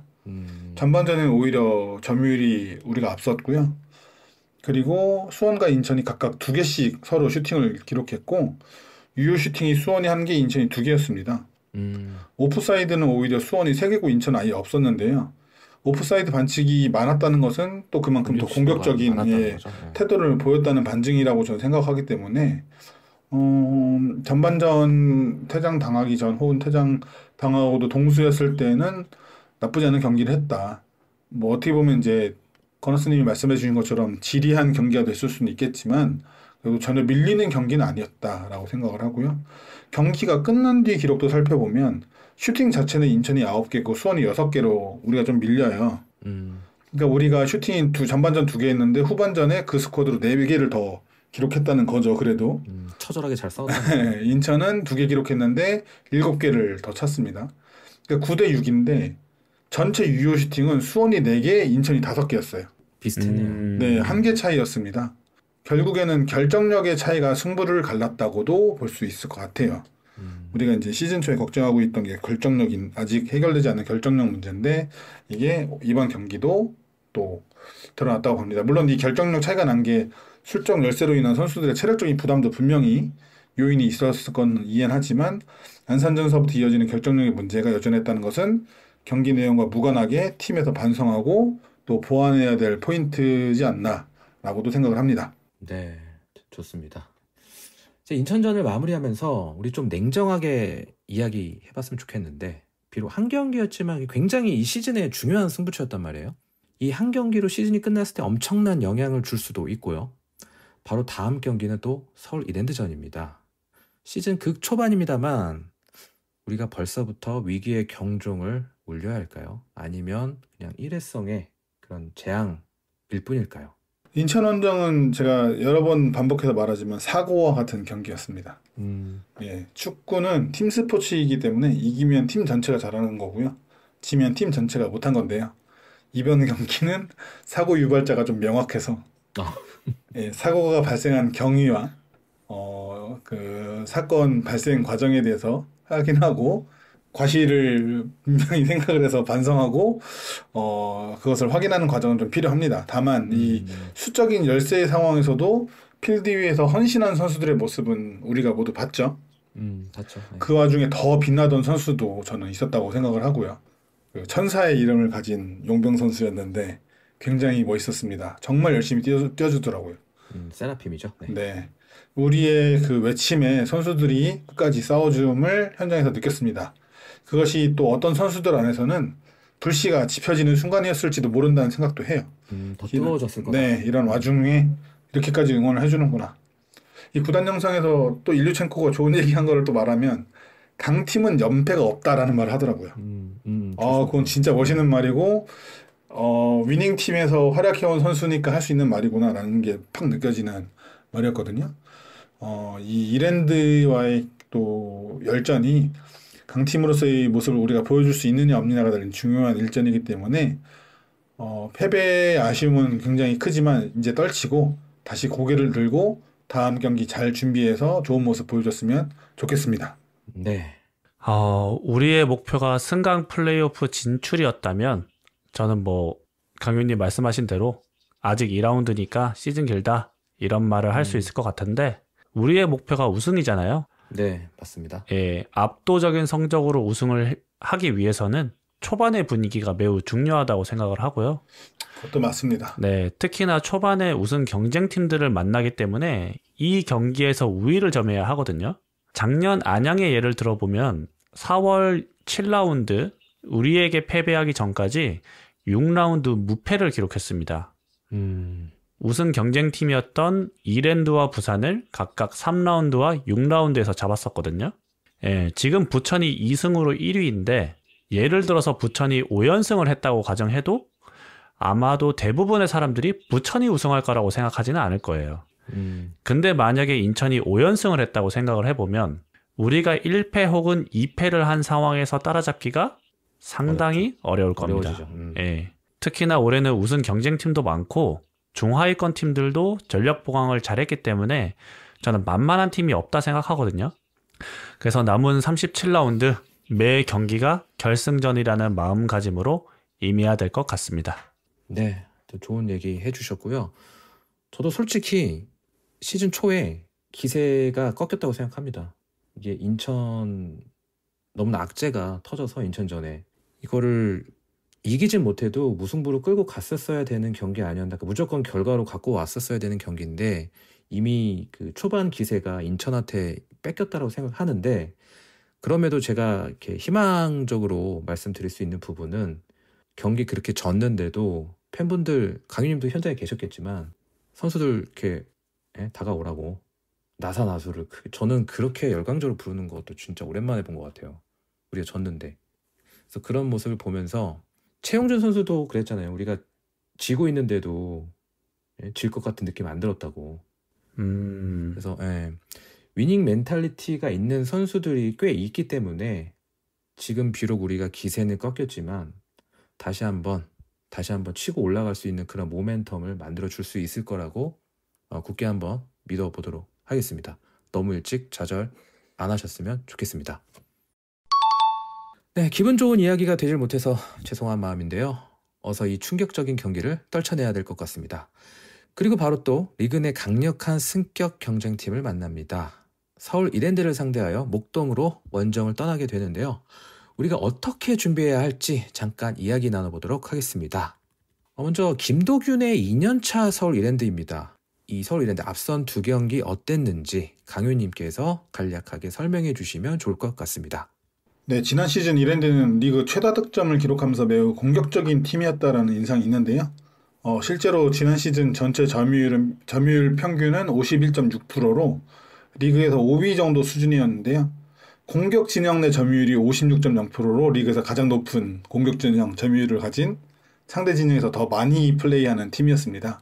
그러나 이번 시즌에는 스타일이 좀 바뀌었다라고 좀 느끼는데요. 2경기를 봤을 때. 지난 시즌에는 상위권 팀치고는 많았던 실점을 줄이기 위해서 이번 시즌에는 3백을 사용하던 3-4-3 포메이션에서 4백을 사용하는 4-4-2 포메이션으로 변화를 하면서 수비의 안정감을 높이려고 했습니다. 지난 시즌 좋았던 공격력을 살리기 위해 공격 상황에서는 매우 적극적으로 공격하는 방식을 또 여전히 유지를 하고 있고요. 3백이 더 공격적이었고 4백이 더 안정적이라는 말에 모순이 있어 보이고 그렇게 느끼는 분들도 있을 텐데요. 원래 3백이 더 수비적인 포메이션인 건 맞습니다만 어떻게 사용하느냐에 따라서 상당히 달라지기도 합니다. 더 공격적이 될 수도 있죠. 네, 2024년의 이랜드는 3백에서 중앙에 출전한 오스마르 선수가 전진하면서 미드필더와 수비 사이의 위치에서 빌드업의 중심되는 역할을 맡았습니다. 더 전진해서 플레이하기도 하고요. 그래서 골도 7골인가 넣었던 걸로 기억을 해요. 그래서 공격 시에는 2-5-3에 가까운 형태가 되기도 합니다. 이번 시즌은 안정적인 포백 수비를 유지하면서 지공으로 만들어가기보다는 역습을 통해서 찬스를 만드는 모습들을 많이 보여줍니다. 작년과 마찬가지로 전방에 개인 기량이 좋은 선수들을 포진시킨 후 세밀한 부분 전술보다는 선수들의 능력을 통한 공격 전개를 많이 시도하고요. 특히 이번 시즌 영입한 브라질 윙어 에올레르 선수의 기량이 굉장히 훌륭해 보이더라고요. 왼발잡이 선수가 오른쪽 측면에 위치하면서 위협적인 왼발 킥을 보여주는데요. 그렇다고 오른발이 약한 것도 아니어서 수비하기가 쉽지 않아 보입니다. 에올레르 선수는 벌써 2경기에서 1득점 2도움을 기록하면서 이랜드가 기록한 득점에 모두 관여 중이고요. 3개의 슈팅을 시도했는데 모든 슈팅이 유효 슈팅이었고요. 그 중에 득점이 하나 있었습니다. 이 선수를 어떻게 봉쇄하느냐가 이랜드와의 경기에서 중요한 점이 되지 않을까 싶습니다. 네, 하여튼 벌써 좀 걱정되는 것도 사실인데요. 작년에 우리 수원이 서울 이랜드 맞이해서 굉장히 고전했잖아요. 한 번도 못 이겼고요. 작년과 올해의 서울 이랜드 전력과 스타일이 비슷하다고 보시나요? 네, 앞에서 전술 변화를 말씀드리면서 스타일의 변화에 대해서는 이미 설명을 드렸으니까 전력에 대해서 좀 말씀드리자면 네. 저는 박민서 선수와 브루노 실바를 잃은 이랜드가 지난해에 비해 아쉬운 전력이 되었다라고 봤었거든요. 새로운 용병들은 모르니까. 예, 저도 다운되지 않았을까 네. 이렇게 생각했는데. 근데 앞서 말씀드린 에올레르뿐 아니라 새로 영입한 페드리뇨와 아이데일 선수가 작년에 이코바와 몬타뉴에 비해 훨씬 더 좋은 선수 같아 보여요. 네, 그래서 공격에서는 확실히 지난해보다 더 좋아졌다라고 볼 수 있습니다. 그 올 시즌 주전으로 도약한 미드필더 박창환 선수와 그다음에 올해 새로 합류한 우측 풀백 배진우 선수의 성장이 되게 중요해 보여요. 이 선수들이 프로 경험이 많지 않고 특히 배진우 선수는 올 시즌이 데뷔 시즌인 걸로 알고 있거든요. 이 선수들이 수준급 선수로 성장해 준다면 작년 못지않은 전력이 될 것 같고 그게 아니라면 좀 그 부분에서 좀 삐걱거리는 부분이 발생할 거다라고 보이고요. 중앙 수비수인 김호규와 오스마르 선수가 형성하고 있는 이 라인이 든든하긴 하지만 노쇠화의 약점이 좀 있습니다.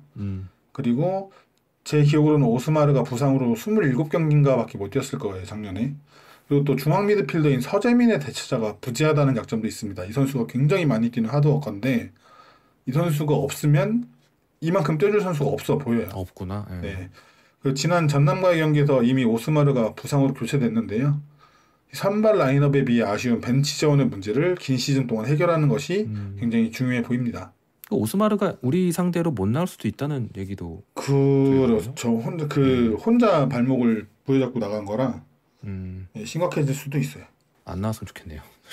오스마르가 항상 우리 상대로는 잘했어가지고. 맞아요. 네, 안 나왔으면 좋겠고요. 건너스님도 서울 이랜드 작년과 비교했을 때 어떠세요? 뭐 강윤님께서 설명을 잘 해주셨는데요. 작년에 이랜드가 3백을 주로 사용하다가 이번에는 포백을 사용하고 있고요.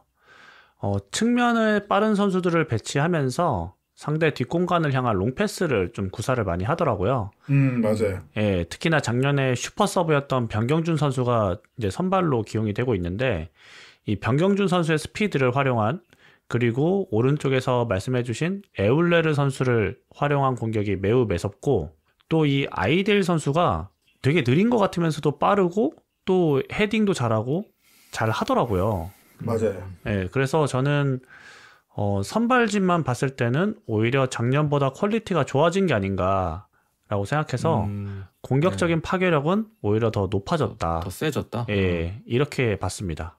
그러면 어떤 선수 막아야 됩니까? 서울 이랜드에. 예, 제가 방금 다 언급해드렸는데요. 국내 선수라면 역시나 변경준 선수를 조심해야 되고요. 외인은 사실 3명이 다 위협적입니다. 아, 3명 다? 네, 브루노 실바를 판 이유를 저는 느꼈어요. 예, 그래서 그 지난번 팟캐스트에서 브라이언 군이 잘 언급해주신 에울레르 그리고 발음을 항상 조심해야 하는 페드링요. 예, 그리고 아이데일 다 조심해야 된다고 생각합니다. 아유, 참 막아야 될 선수가 늘어나는 느낌이네요. 그 팟캐스트를 들으면 이탈로 선수가 서운해하겠네요. 그래서 이탈했죠. 아, 몬타뇨 그래. 집에 갔죠. 오케이. 몬타뇨 나왔을 때 행복했는데 못해서. 근데 또 부천인가 같지 않아요? 잘하고 있는 것 같던데. 팀만 떠나면 잘하는 선수들이 있네요. 가산이도 그렇고. 저도 여러 차례 말씀드린 대로 에볼레르 선수가 이제 가장 에이스라고 보이고요. 중계에서는 왼발의 스페셜리스트라고까지 표현을 하더라고요. 마테우스나 전남의 발디비아 선수를 좀 떠올리게 하는 플레이인 것 같아요. 아, 맞습니다. 근데 발디비아보다 돌파력이 조금 더 좋아 보이고요. 킥은 발디비아가 좀 더 좋은 것 같은데. 그럼 마테우스로. 아, 맞아요. 그리고 실제로 그 왼발 킥이 상당히 날카롭고 경기장을 보는 시야가 넓더라고요.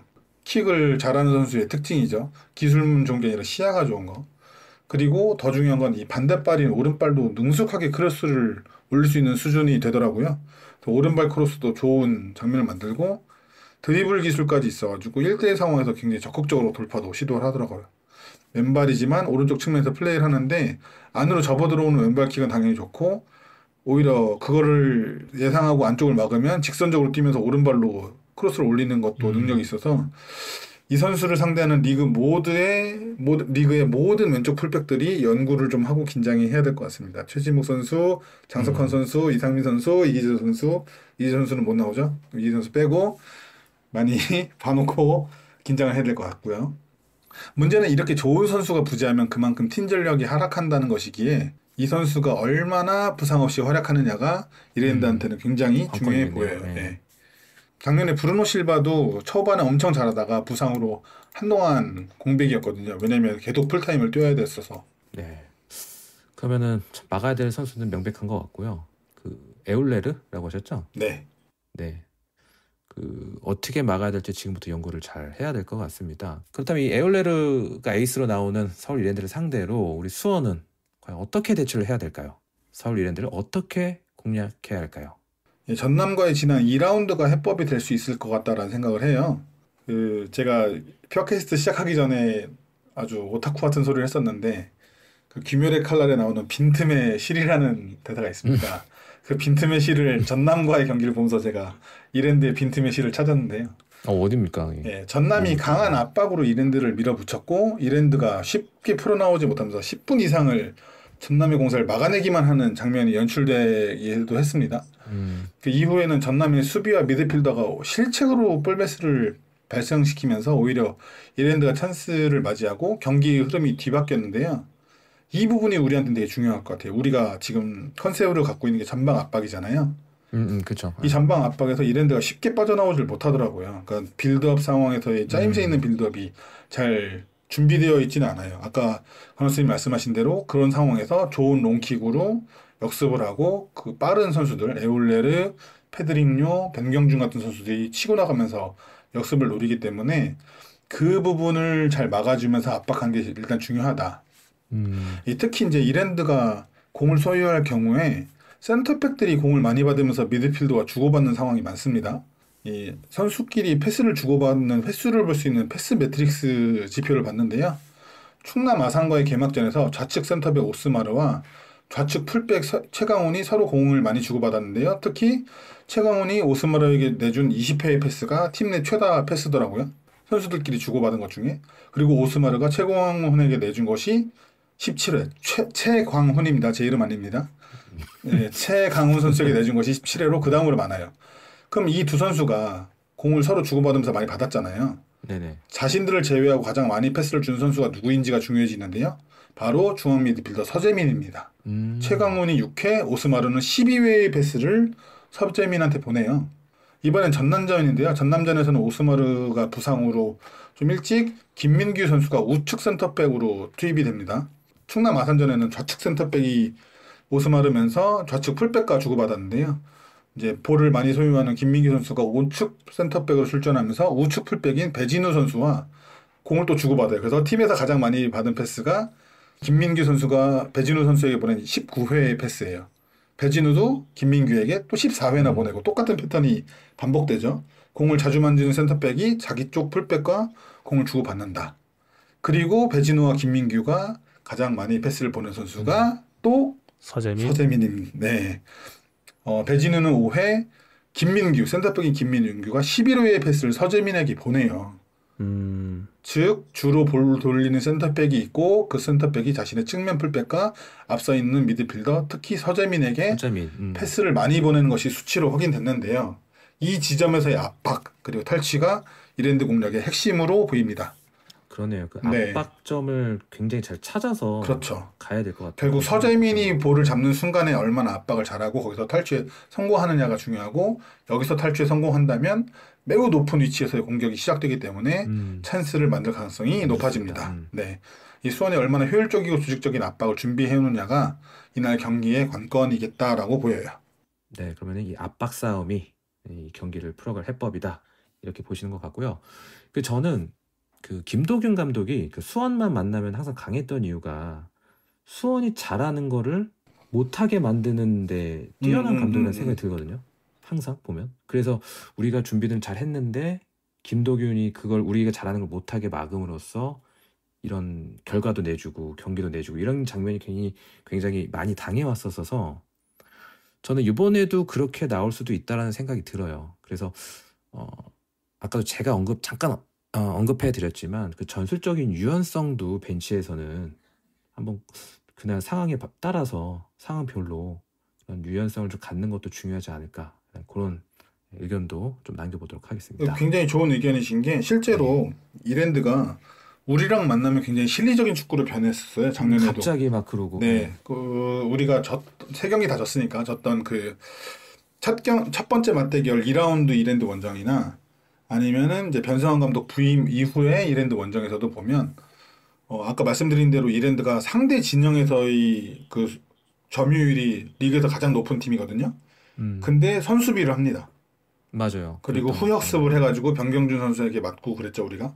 그렇기 때문에 이번에도 수원에 맞춰서 대응 전략으로 아마 가져올 가능성도 굉장히 높아 보이기 때문에 그것을 우리가 또 어떻게 대처를 하냐도 굉장히 중요해 보입니다. 네, 또 같은 걸로 안 당했으면 좋겠어요, 솔직히. 네, 그만 당했으면 좋겠습니다. 네, 꼭 이겨주시길 간절히 바라고요.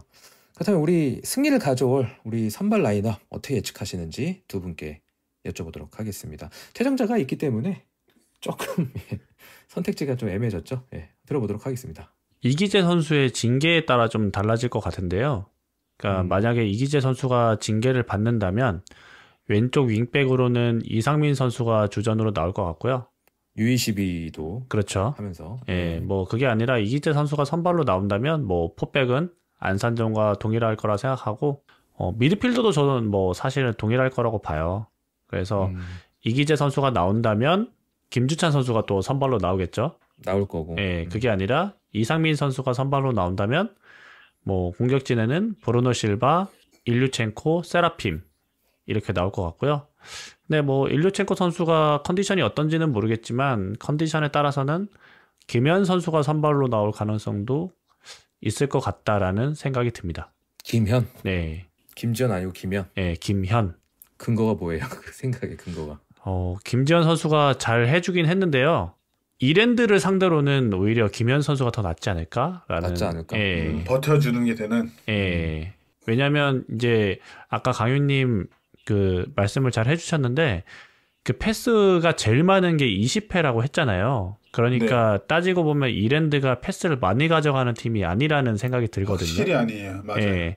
그러면 결국에는 또 롱볼을 향한 그런 패스 전개가 많을 거고 역습이 많을 건데 그래서 오히려 저는 이랜드를 상대로 좀 라인을 내렸다가 우리가 오히려 역습을 하는 축구를 하는 게 어떨까? 하는 게 어떨까? 예, 라는 생각을 했기 때문에 그런 면에서는 뭐 일류첸코가 가장 베스트겠지만 일류첸코 선수가 컨디션이 좋지 않다면 김현 선수가 나오는 게 좋을 것 같다라고 생각합니다. 이거 맞추면 인정합니다. 진짜. 뭐 있나요? 김현 선발 뭐 있나요? 뭐 있지 않을까요? 인정. 스윙칩 사드릴게요. 스윙칩. 오. 좋네요. 네, 큰 거 대용량. 네, 포카칩을 드려야죠. 맛있는 걸 드려야지.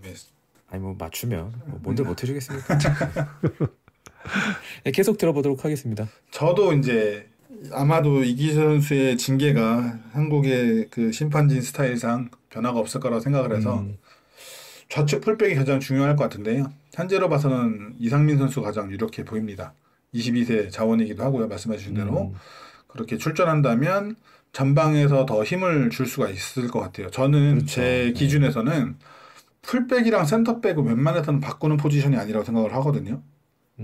예, 뭐 특별한 급격한 체력 저하나 아니면 부상이 있는 게 아닌 한 오히려 이제 팀에서 변화를 주려면 미드필더나 공격진에서 변화를 주는 게 팀에서도 더 이롭기 때문에 변화가 없이 이 선수가 쭉 나온다 생각하면 뭐 이상민 혹은 이제 장석환 선수도 22세 자원이기 때문에 네, 오히려 기대해 볼 수도 있죠. 네, 원래 포지션이 풀백이기도 해서 출전 가능성도 있고요. 최진무 선수도 있지만 최진무 선수는 아직 출전 그 경험이 경기 감각이 네, 벌써 1년이 됐기 때문에 작년 2라운드에서 다쳐가지고 여태까지 못 나온 거라 만약에 컨디션이 좋다면은 교체 명단까지는 앉을 수 있을 거다라고 생각이 들고요. 네. 그리고 그래도 이제 아마 작년에 대전에 가서 10경기나 풀백으로 뛰었던 경험이 있기 때문에 이상민 선수가 가능성이 높다고 생각을 합니다. 그리고 양현모 선수가 컨디션을 좀 되찾아서 꼭 양현모 선수가 골키퍼로 출전을 해줬으면 좋겠고요.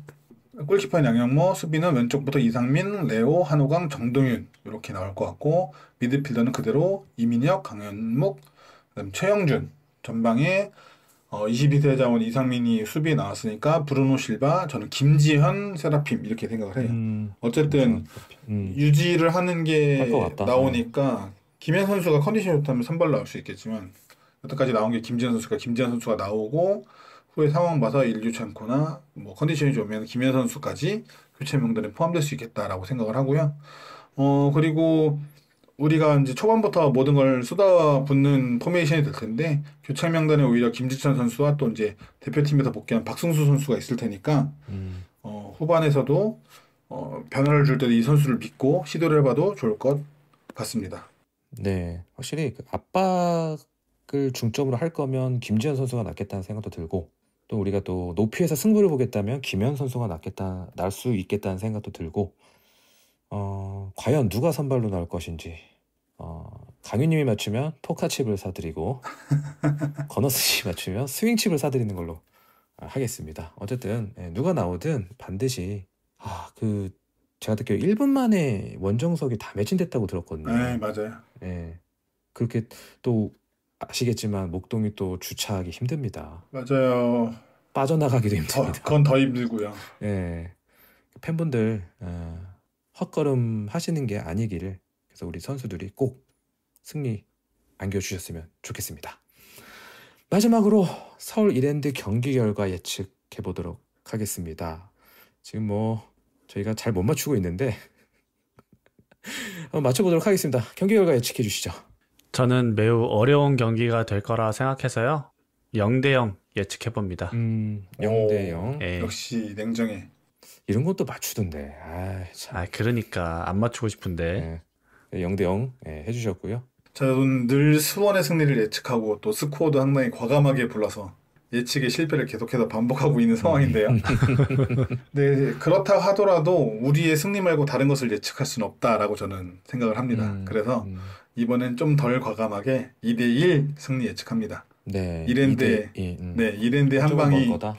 좀 매섭지만 앞서 말씀드린 대로 우리가 조직적인 압박을 보여준다면 위협적인 공격을 만들어낼 수 있지 않을까 해서 2대1 예측합니다. 네, 2대1 받고 저는 2대0 예상합니다. 근거는 없습니다. 2대0은 절대 아니겠군요.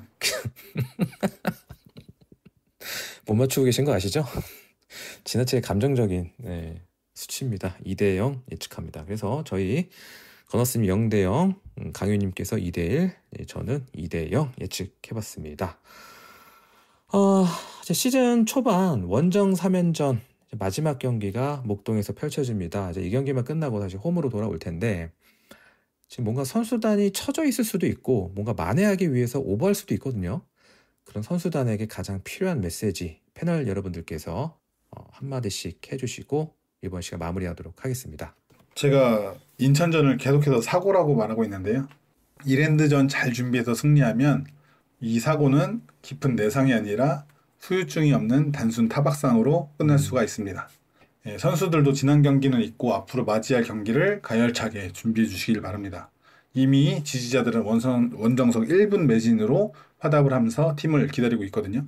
경기 후에 인사하러 왔던 선수들에게 수원의 지지자들이 불러줬던 나의 사랑 나의 수원을 기억하고 그때의 감정을 다시 기억했으면 합니다.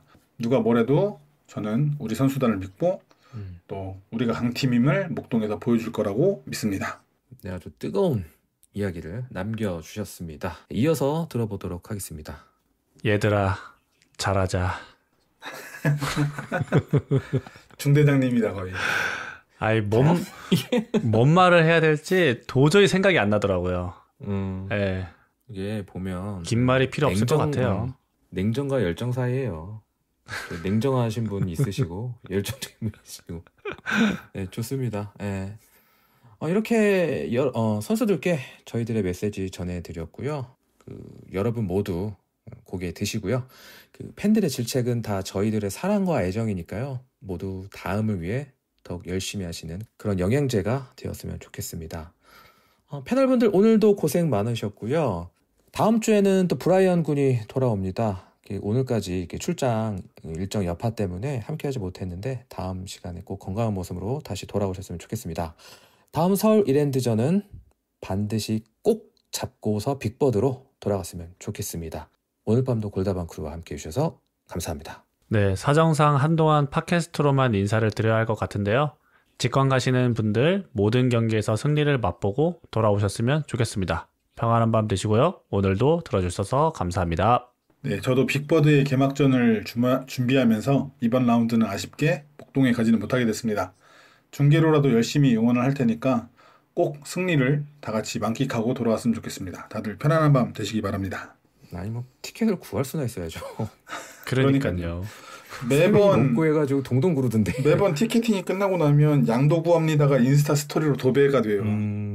이게 보니까 어떻게 될지 모르겠어요. 진짜 이게 뭡니까 이게. 그러니까요. 이게 참 빅버드는 갈 수 있겠죠 우리? 믿으세요. 오케이. 네. 고생들 많으셨습니다. 네, 수고하셨습니다. 감자칩은 포카칩입니다. 포카칩. 스윙칩이지 스윙칩. 포카칩. 포카칩. 스윙을 몰라 애들이 스윙을. 끝.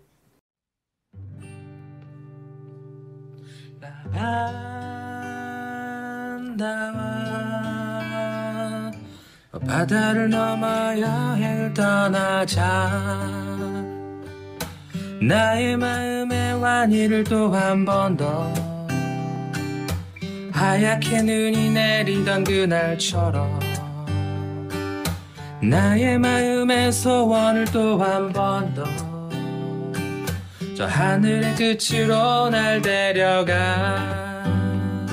나반다와 저 바다를 넘어 여행을 떠나자. 나의 마음의 완이를 또 한 번 더 하얗게 눈이 내리던 그날처럼 나의 마음의 소원을 또 한 번 더 저 하늘의 끝으로 날 데려가. 라반다와 저 바다를 넘어 여행을 떠나자. 나의 마음의 완이를 또 한 번 더 하얗게 눈이 내리던 그날처럼 나의 마음의 소원을 또 한 번 더 저 하늘의 끝으로 날 데려가. 라반다와 저 바다를 넘어 여행을 떠나자. 나의 마음의 완이를 또 한 번 더 하얗게 눈이 내리던 그날처럼 나의 마음의 소원을 또 한 번 더 하늘의 끝으로 날 데려가.